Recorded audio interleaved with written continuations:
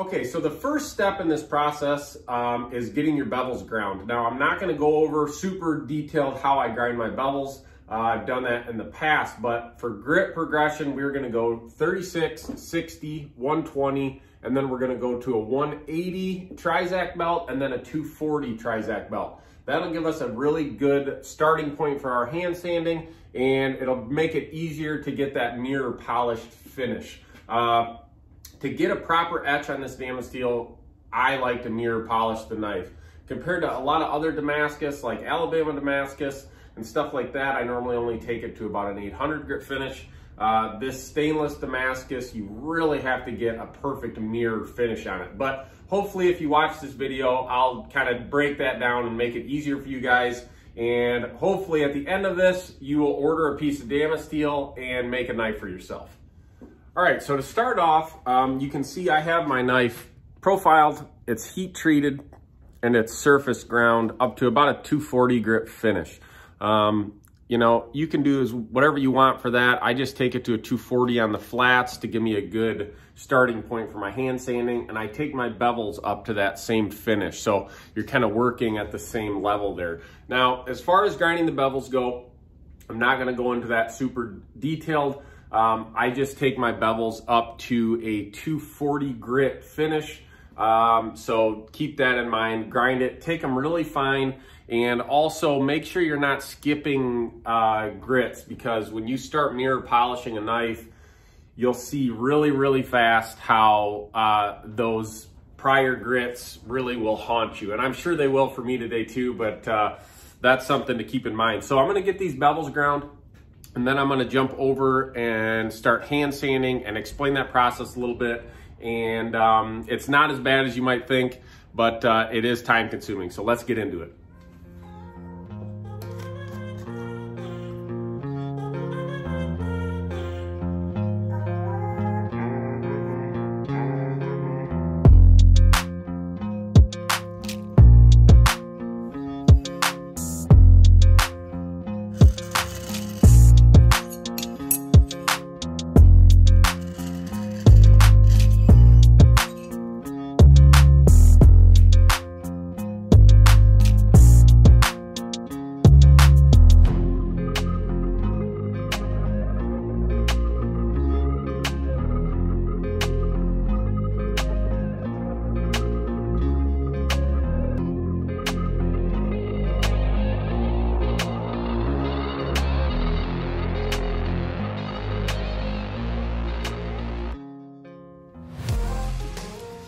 All right, so for the sake of this video, I left this a little rougher than what I normally do, just so I can show you how I correct a few things during hand sanding. Now, what I did with this is I skipped, I went 36, 60, 120, 180, and I skipped that last 240 just to kind of see how much longer it's gonna take me to hand sand this, and I went a little faster through the grit. So what happens is if you don't take your time at each grit when you're grinding your bevels, you'll see when you're hand sanding, those coarser grits will show up. So what I recommend is really fresh, crispy, red label abrasive ceramic belts when you're grinding your bevels. And then just take your time at each grit. Don't rush through it because you're gonna miss those coarser grits. So this is kind of what it's looking like so far. Like I said, it's not anywhere near perfect or anything like that, but it's looking pretty good. So now we're gonna jump over to the hand sanding stage. I'm gonna show you guys kind of quickly how I do that. I don't want this video to be super long, but I want you guys to get a good idea on how to finish Damascus. So what I like to do is I have a couple of these boards, and I do all my hand sanding on these boards. I just clamp it in the vise like this, and then you can just set your knife like that, clamp it down, and you're ready to start hand sanding. Now, as far as the grit progression goes on this, I like to start my hand sanding at 220. With this one, I might have to start at 120 because, like I said, I kind of rushed it a little bit. And the key to doing this, especially when you're doing a knife that has a nice defined bevel like this, this has been something I've struggled with for a long time. You want to keep that bevel line super crisp as possible. And I see a lot of people that wash those bevels out and it just takes away from the knife. If you're gonna do, you know, a little half bevel like that, make sure you get it as crisp as possible. But what I like to do is I have this little block of, it's actually a little block of G-Carta that I use as a hand sanding block. And this way you can wrap the sandpaper around it and you can keep even pressure on the bevel as you're sanding it and on your flats as you're sanding it. That way you're not using your fingers and you end up washing out that bevel line. It doesn't look good. So use a really nice little backer. You could use anything, G10 or a little piece of wood or whatever, but this is what I use. And I'm gonna start with 220 and just see if I have to down it to 120. And I'll kind of show you guys here this in a minute. Okay, so you can see I kind of wrap it around here like that. And we've got 220 on here, and I'm gonna show you really quick what I'm talking about by skipping grits and why you don't wanna do that. But you can see I keep pressure right on that bevel, and I even try to lean away from the bevel height when I'm sanding to keep that really crisp. And then when you're finally done with your grits, I put a little bit of pressure and clean up that top line, but you don't wanna wash that out. Now, as you can see, by just doing a couple quick passes,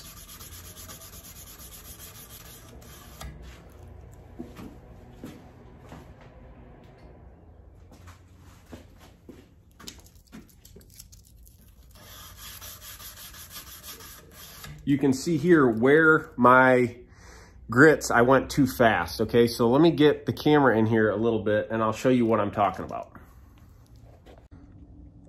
So this isn't the end of the world or anything. I just wanted to show you kind of what I was talking about. Kind of along the edge here, you can see where I didn't put enough pressure as I was working up through the grits. And I left, I mean, there's probably some 60 grit scratches in there still. A lot of times right on your plunge, you miss spots. And you can see right close to the bevel, I've got a couple heavier scratches. Now, as you can see, this is just a couple passes with a 220 grit. I'm gonna be able to get all these out with a 220 and start working my way up. But you need to make sure all of these scratches are out before you start moving up in the grits. All right, so now the fun part starts. I'm gonna get this hand sanded. I'm gonna take it from 220 to 400 to 800, 1200, and then 2000. And every grit you jump up, you need to make sure that it's clean and you're not going too fast, because it's so frustrating when you get all the way up to that 2000, you buff it and you realize where you missed some 220 grit scratches. And I'll probably do that in this video too, just to show you guys what I'm talking about. But I'm not gonna bore you with that whole process. I'm gonna hand sand this. I'm gonna go over to the buffer, show you that process, and we'll get into etching this knife. The other thing really quick I wanted to touch base on is the sandpaper I use is this Redline Rhino Wet. You can see by Indasa. I've tried like probably 5 or 6 different kinds of sandpaper, and I use this stuff. It lasts longer, it's cheap, it works good. And like always, everything I'm using in today's video will be in the link in the description below if you want to check it out. So let's jump into hand sanding. Okay, I just want to show you guys something really quick. I've been hand sanding for about 3 minutes, and I've got all those scratches like I just showed you out already. So it's not a big deal to leave those and get them out hand sanding. You can see I've got just a little bit right at the tip. You can barely see it. And then I've got a couple right there that you can still see. I'm trying to get them in the camera for you guys. But there's a couple right here that I still have to take out. So like I said, no big deal. Take your time, get those all out, and just don't rush this process. But I'm not gonna film the whole thing. I gotta get some music going or else I go crazy. Okay, so here's the pile of sandpaper for the side one. And it doesn't look very good right now, but I'm gonna jump over to the buffer and show you guys kind of how this is looking. Now, I use this 3-stage buffing system. So there's like a coarse, a medium, and a fine. So I'm gonna quickly run it through that system. And then I'll show you where I probably will have to touch this up.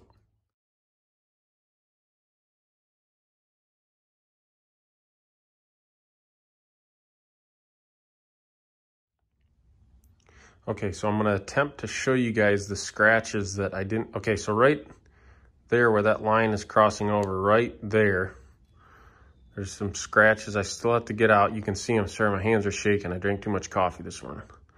Okay, so you can see that scratch, and there's one right at the top right there that I still need to get out. And you can see I still have some compound on there, but other than that, you've got a really nice mirror finish. You can start to see that Damasteel pattern popping, and it looks like I've got right at the top. Man, it's just really hard to show you guys, but I think you get an idea on what level this stuff needs to be before you etch it. So I'm gonna go back, touch those spots up, probably go back to I think I need to do a 400 grit to get those out, and hit it on the buffer again. And then what I do is I tape this side up before clamping it back down, and then start hand sanding this other side. So, hey, we're getting there.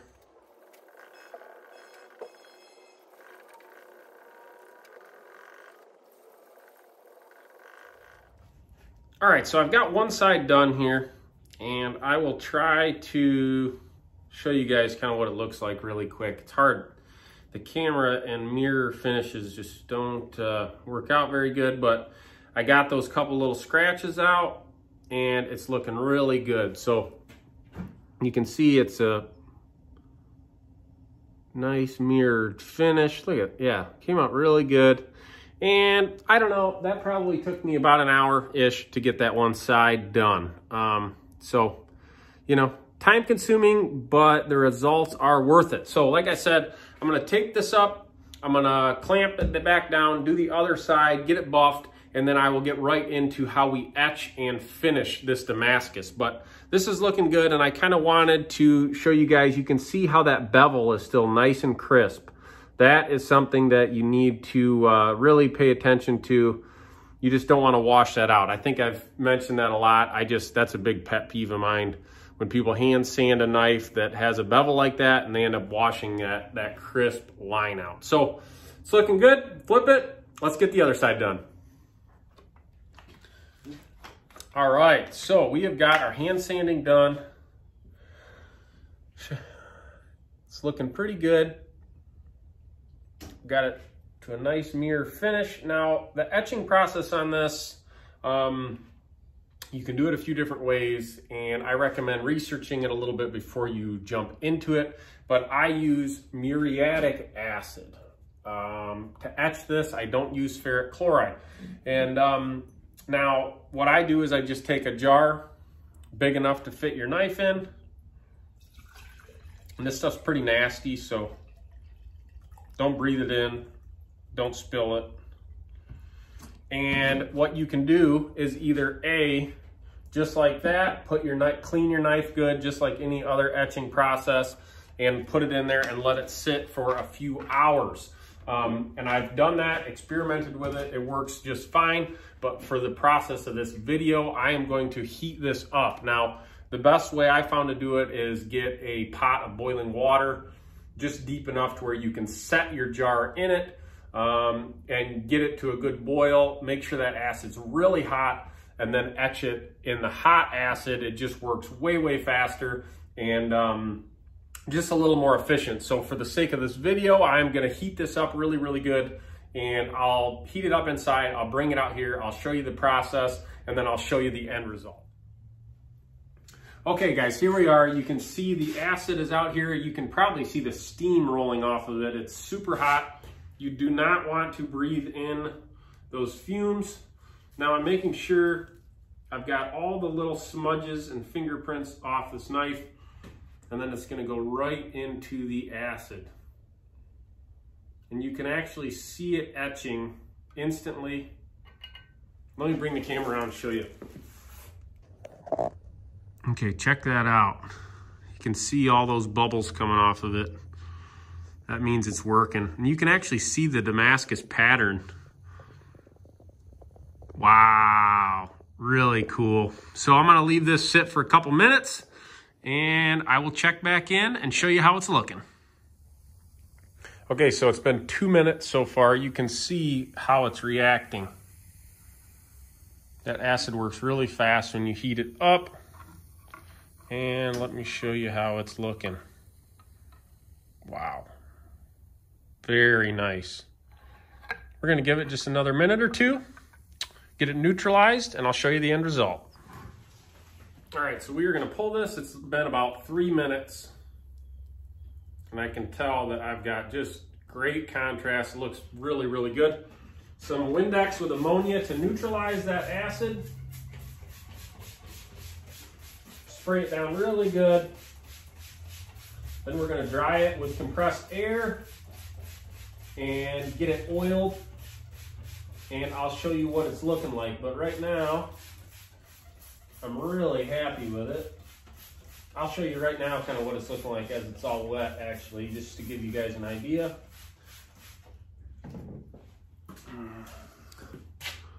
So, well, it's not going to show up really good right here, but it's looking really nice. All right, I wanted to bring it outside, kind of get it out in the sun so you guys could see how this looks. So you've got some really cool kind of, I believe you'd call it chatoyance between those layers. Just looks really good. Great contrast. And you can see there, I've still got a pronounced bevel, which is, I don't know, important to me. Maybe not as important to others, but that's the process, and that is the results that you get. Hey guys, thank you for watching this video. Hopefully you learned something from it. If you did, make sure you subscribe to the channel and like this video. If you're interested in any of my knives, there's always a link in the description below how to get a hold of me. I'm really easy to contact, and I'd love to work with you. So, like always guys, thanks for watching.